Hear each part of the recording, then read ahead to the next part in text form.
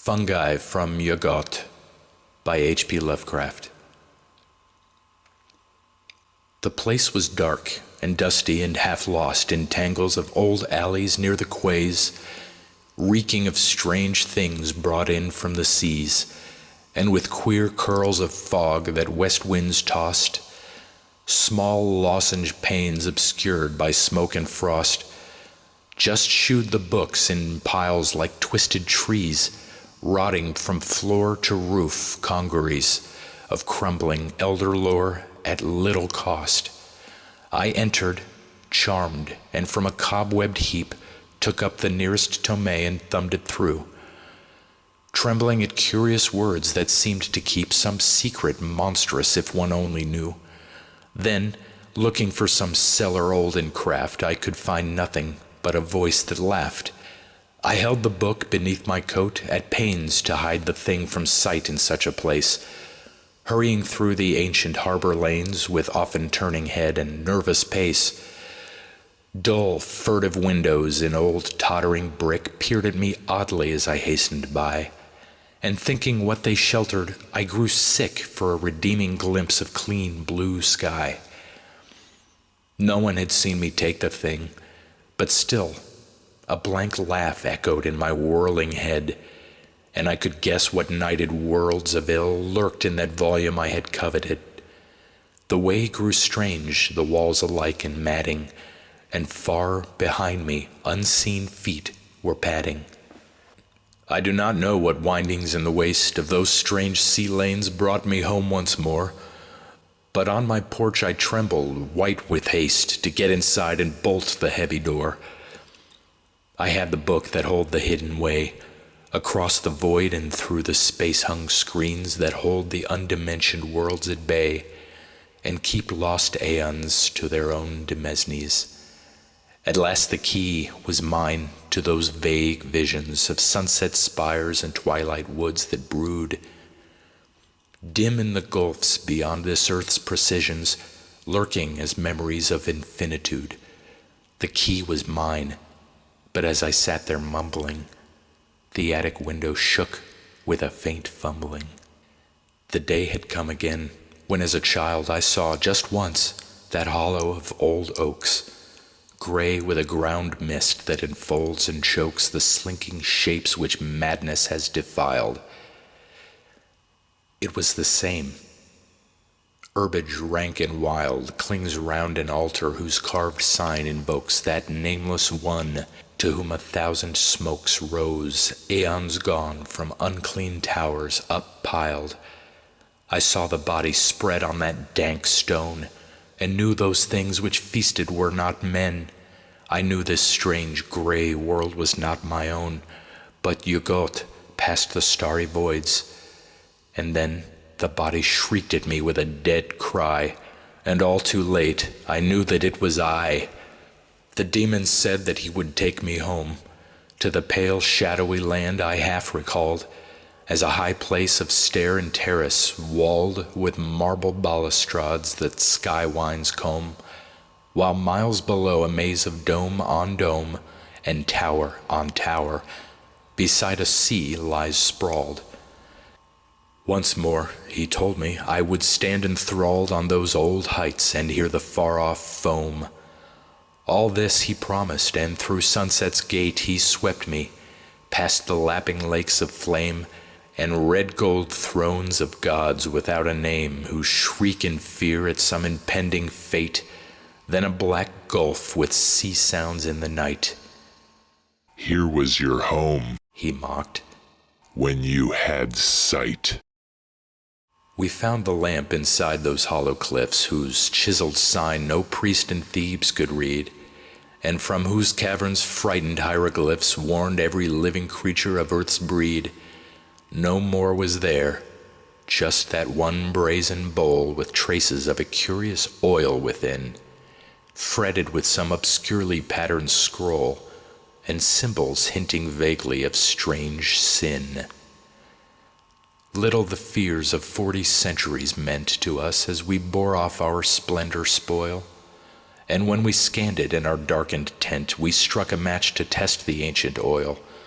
It blazed great, God, but the vast shapes we saw in that mad flash have seared our lives with awe. The great hill hung close over the old town, a precipice against the main street's end, green, tall, and wooded, looking darkly down upon the steeple at the highway bend. 200 years the whispers had been heard about what happened on the man-shunned slope, tales of an oddly mangled deer or bird, or of lost boys whose kin had ceased to hope. One day the mailman found no village there, nor were its folk or houses seen again. People came out from Aylesbury to stare. Yet they all told the mailman it was plain that he was mad for saying he had spied the great hill's gluttonous eyes and jaws stretched wide. 10 miles from Arkham, I had struck the trail that rides the cliff edge over Boynton Beach, and hoped that just at sunset I could reach the crest that looks on Innsmouth in the Vale. Far out at sea was a retreating sail, white as hard years of ancient winds could bleach, but evil with some portent beyond speech, so that I did not wave my hand or hail. Sails out of Innsmouth, echoing old renown of long dead times. But now a too swift night is closing in, and I have reached the height whence I so often scan the distant town. The spires and roofs are there, but look, the gloom sinks on dark lanes as lightless as the tomb. It was the city I had known before, the ancient leprous town where mongrel throngs chant to strange gods and beat unhallowed gongs. In crypts beneath foul alleys near the shore, the rotting fish-eyed houses leered at me from where they leaned drunk and half-animate, as edging through the filth I passed the gate to the black courtyard where the man would be. The dark walls closed me in, and loud I cursed that ever I had come to such a den, when suddenly a score of windows burst into wild light and swarmed with dancing men. Mad, soundless revels of the dragging dead, and not a corpse had either hands or head. They took me slumming where gaunt walls of brick bulge outward with a viscous stored-up evil, and twisted faces thronging foul and thick wink messages to alien god and devil. A million fires were blazing in the streets, and from flat roofs a furtive few would fly, bedraggled birds into the yawning sky, while hidden drums droned on with measured beats. I knew those fires were brewing monstrous things, and that those birds of space had been outside.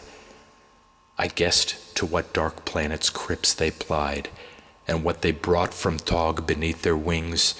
The others laughed, till struck too mute to speak, by what they glimpsed in one bird's evil beak. Farmer Seth Atwood was past 80 when he tried to sink that deep well by his door, with only ebb to help him bore and bore. We laughed and hoped he'd soon be sane again, and yet instead young Ebb went crazy too, so that they shipped him to the country farm. Seth bricked the well mouth up as tight as glue, then hacked an artery in his gnarled left arm. After the funeral we felt bound to get out to that well and rip the bricks away, but all we saw were iron handholds set down a black hole deeper than we could say. And yet we put the bricks back, for we found the hole too deep for any line to sound. They told me not to take the Briggs Hill path that used to be the high road through to Zor, for Goody Watkins, hanged in 1704, had left a certain monstrous aftermath. Yet when I disobeyed and had in view the vine-hung cottage by the great rock slope, I could not think of elms or hempen rope, but wondered why the house still seemed so new. Stopping a while to watch the fading day, I heard faint howls as from a room upstairs, when through the ivied panes one sunset ray struck in and caught the howler unawares. I glimpsed and ran in frenzy from the place, and from a four-pawed thing with human face, the winter sunset flaming beyond spires and chimneys half detached from this dull sphere, opens great gates to some forgotten year, of elder splendors and divine desires. Expectant wonders burn in those rich fires, adventure fraught and not untinged with fear, a row of sphinxes where the way leads clear toward walls and turrets quivering to far lyres. It is the land where beauty's meaning flowers, where every unplaced memory has a source, where the great river time begins its course. Down the vast void in starlit streams of hours, dreams bring us close, but ancient lore repeats that human tread has never soiled these streets. It is a certain hour of twilight glooms, mostly in autumn, when the star wind pours down hilltop streets, deserted out of doors, but shooing early lamplight from snug rooms. The dead leaves rush in strange, fantastic twists, and chimney smoke whirls round with alien grace, heating geometries of outer space, while Fomalhaut peers in through southward mists. This is the hour when moonstruck poets know what fungi sprout in Yuggoth, and what scents and tints of flowers fill Niton's continents, such as in no poor earthly garden blow. Yet for each dream these winds to us convey, a dozen more of ours they sweep away.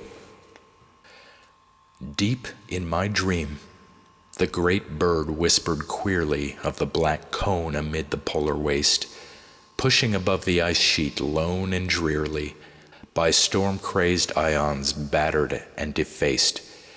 Hither no living earth shapes take their courses, and only pale auroras and faint suns glow on that pitted rock, whose primal sources are guessed at dimly by the elder ones. If men should glimpse it, they would merely wonder what tricky mound of nature's build they spied. But the bird told of vaster parts that under the mile-deep ice shroud crouch and brood and bide. God help the dreamer whose mad visions shew those dead eyes set in crystal gulfs below.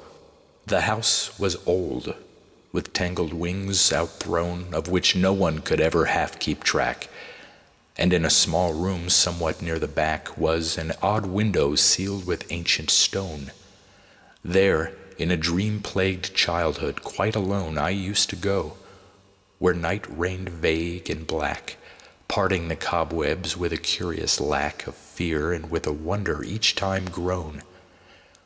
One later day I brought the masons there, to find what view my dim forebears had shunned, but as they pierced the stone, a rush of air burst from the alien voids that yawned beyond. They fled, but I peered through and found unrolled all the wild worlds of which my dreams had told. There were great steppes and rocky tablelands stretching half limitless in starlit night, with alien campfires shedding feeble light on beasts with tinkling bells and shaggy bands. Far to the south the plain sloped low and wide to a dark zigzag line of wall that lay like a huge python of some primal day which endless time had chilled and petrified. I shivered oddly in the cold, thin air, and wondered where I was and how I came, when a cloaked form against a campfire's glare rose and approached and called me by name. Staring at that dead face beneath the hood, I ceased to hope, because I understood. Beyond that wall, whose ancient masonry reached almost to the sky in moss-thick towers, there would be terraced gardens, rich with flowers and flutter of bird and butterfly and bee. There would be walks and bridges arching over, warm lotus pools reflecting temple eaves, and cherry trees with delicate boughs and leaves against a pink sky where the herons hover. All would be there, for had not old dreams flung open the gate to that stone-lanterned maze, where drowsy streams spin out their winding ways, trailed by green vines from bending branches hung? I hurried, but when the wall rose grim and great, I found there was no longer any gate. Year after year I heard that faint, far ringing of deep-toned bells on the black midnight wind, peals from no steeple I could ever find, but strange as if across some great void winging. I searched my dreams and memories for a clue, and thought of all the chimes my visions carried, of quiet Innsmouth where the white gulls tarried, around an ancient spire that once I knew. Always perplexed, I heard those far notes falling, till one March night the bleak rains splashing cold beckoned me back through gateways of recalling to elder towers where the mad clappers tolled. They tolled but from the sunless tides that pour through sunken valleys on the sea's dead floor. Out of what crypt they crawl I cannot tell, but every night I see the rubbery things, black, horned, and slender with membranous wings, and tails that bear the bifid barb of hell. They come in legions on the north wind's swell, with obscene clutch that titillates and stings, snatching me off on monstrous voyagings to gray worlds hidden deep in nightmare's well. Over the jagged peaks of Tok they sweep, heedless of all the cries I try to make, and down the nether pits to that foul lake, where the puffed shoggoths splash in doubtful sleep. But oh, if only they would make some sound, or wear a face where faces should be found. And at last from inner Egypt came the strange dark One, to whom the fellows bowed, silent and lean and cryptically proud, and wrapped in fabrics red as sunset flame. Throngs pressed around, frantic for his commands, but leaving could not tell what they had heard, while through the nations spread the awestruck word that wild beasts followed him and licked his hands. Soon from the sea a nauseous birth began. Forgotten lands with weedy spires of gold, the ground was cleft and mad auroras rolled down on the quaking citadels of man. Then, crushing what he chanced to mold in play, the idiot chaos blew earth's dust away. Out in the mindless void the demon bore me past the bright clusters of dimensioned space, till neither time nor matter stretched before me, but only chaos without form or place. Here the vast Lord of all in darkness muttered things he had dreamed but could not understand, while near him shapeless bat things flopped and fluttered in idiot vortices that ray streams fanned. They danced insanely to the high, thin whining of a cracked flute clutched in a monstrous paw, whence flow the aimless waves whose chance combining gives each frail cosmos its eternal law. I am his messenger, the demon said, as in contempt he struck his master's head. I do not know if it ever existed, that lost world floating dimly on time's stream, and yet I see it often, violent misted and shimmering at the back of some vague dream. There were strange towers and curious lapping rivers, labyrinths of wonder and low vaults of light, and bow-crossed skies of flame like that which quivers wistfully just before a winter's night. Great moors led off to sedgy shores unpeopled, where vast birds wheeled, while on a wind-swept hill there was a village, ancient and white-steepled, with even chimes for which I listen still. I do not know what land it is, or dare ask when or why I was, or will be, there. Somewhere in dream there is an evil place, where tall deserted buildings crowd along a deep, black, narrow channel, reeking strong of frightful things whence oily currents race. Lanes with old walls half meeting overhead wind off to streets one may or may not know, and feeble moonlight sheds a spectral glow over long rows of windows, dark and dead. There are no footfalls, and the one soft sound is of the oily water as it glides under stone bridges and along the sides of its deep flume to some vague ocean bound. None lives to tell when that stream washed away its dream-lost region from the world of clay. "Beware St. Toad's cracked chimes," I heard him scream, as I plunged into those mad lanes that wind in labyrinths obscure and undefined, south of the river where old centuries dream. He was a furtive figure, bent and ragged, and in a flash had staggered out of sight. So still I burrowed onward in the night, toward where more rooflines rose, malign and jagged.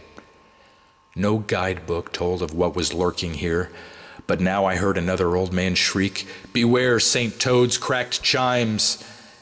And growing weak, I paused when a third graybeard croaked in fear, "Beware St. Toad's cracked chimes!" Aghast, I fled, till suddenly that black spire loomed ahead. John Whatley lived about a mile from town, up where the hills began to huddle thick. We never thought his wits were very quick, seeing the way he let his farm run down. He used to waste his time on some queer books he'd found around the attic of his place, till funny lines got creased into his face, and folks all said they didn't like his looks. When he began those night howls, we declared he'd better be locked away from harm. So 3 men from the Ellsbury town farm went for him, but came back alone and scared. They'd found him talking to 2 crouching things that at their step flew off on great black wings. From Leng, where rocky peaks climb, bleak and bare, under cold stars obscure to human sight, there shoots at dusk a single beam of light, whose far blue rays make shepherds whine in prayer. They say, though none has been there, that it comes out of Pharos in a tower of stone, where the last elder one lives on alone, talking to chaos with the beat of drums. "The thing," they whisper, wears a silken mask of yellow, whose queer folds appear to hide a face not of this earth, though none dares ask just what those features are which bulge inside. Many in man's first youth sought out that glow, but what they found, no one will ever know. I cannot tell why some things hold for me a sense of unplumbed marvels to befall, or of a rift in the horizon's wall opening to worlds where only gods can be. There is a breathless, vague expectancy, as of vast ancient pomps I half recall, or wild adventures uncorporeal, ecstasy fraught, and as a daydream free. It is in sunsets and strange city spires, old villages and woods and misty downs, south winds, the sea, low hills and lighted towns, old gardens, half-heard songs, and the moon's fires. But though its lure alone makes life worth living, none gains or guesses what it hints at giving. Once every year, in autumn's wistful glow, the birds fly out over an ocean waste, calling and chattering in a joyous haste, to reach some land their inner memories know. Great terraced gardens where bright blossoms blow, and lines of mangoes luscious to the taste, and temple groves with branches interlaced over cool paths, all these their vague dreams shew. They search the sea for marks of their old shore, for the tall city white and turreted, but only empty waters stretch ahead, so that at last they turn away once more. Yet sunken deep where alien polyps throng, the old towers miss their lost, remembered song. I never can be tied to raw, new things, for I first saw the light in an old town, where from my window huddled roofs sloped down to a quaint harbor rich with visionings, streets with carved doorways where the sunset beams flooded old fanlights and small window panes, and Georgian steeples topped with gilded vanes. These were the sights that shaped my childhood dreams. Such treasures, left from times of cautious leaven, cannot but loose the hold of flimsier wraiths that flit with shifting ways and muddled faiths across the changeless walls of earth and heaven. They cut the moment's thongs and leave me free to stand alone before eternity. It had been old when Babylon was new. None knows how long it slept beneath that mound, where in the end our questing shovels found its granite blocks and brought it back to view. There were vast pavements and foundation walls and crumbling slabs and statues carved to shew fantastic beings of some long ago past anything the world of man recalls. And then we saw those stone steps leading down through a choked gate of graven dolomite to some black haven of eternal night, where elder signs and primal secrets frown. We cleared a path, but raced in mad retreat when from below we heard those clumping feet. His solid flesh had never been away, for each dawn found him in his usual place. But every night his spirit loved to race through gulfs and worlds remote from common day. He had seen Yadit, yet retained in his mind and come back safely from the Guric zone, when one still night across curved space was thrown, that beckoning piping from the voids behind. He waked that morning as an older man, and nothing since has looked the same to him.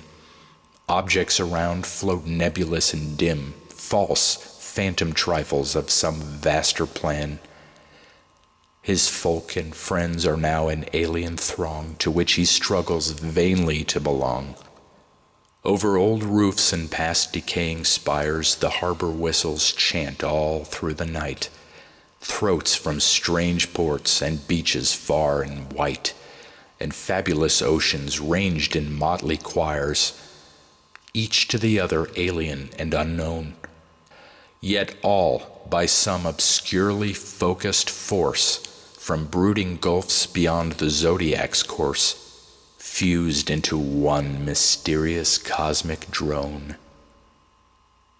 Through shadowy dreams they send a marching line of still more shadowy shapes and hints and views, echoes from outer voids and subtle clues to things which they themselves cannot define. And always in that chorus faintly blent we catch some notes no earthship ever sent.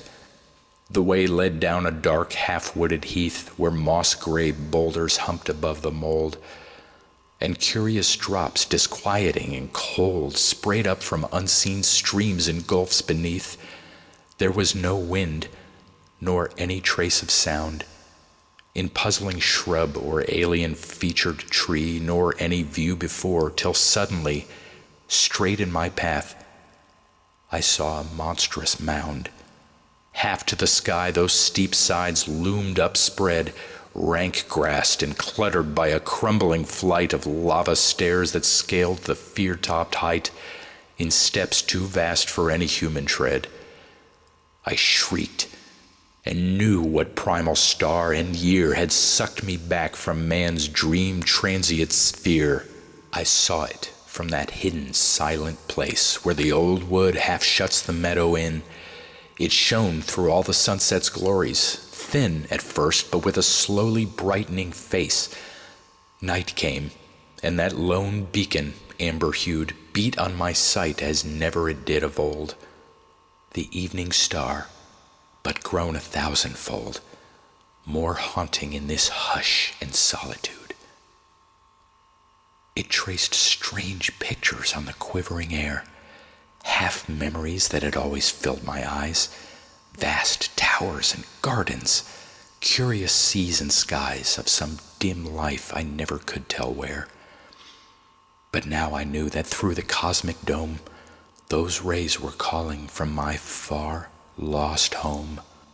There is in certain ancient things a trace of some dim essence, more than form or weight, a tenuous ether, indeterminate, yet linked with all the laws of time and space, a faint, veiled sign of continuities that outward eyes can never quite descry, of locked dimensions harboring years gone by, and out of reach except for hidden keys. It moves me most when slanting sunbeams glow on old farm buildings set against a hill, and paint with life the shapes which linger still from centuries less a dream than this we know.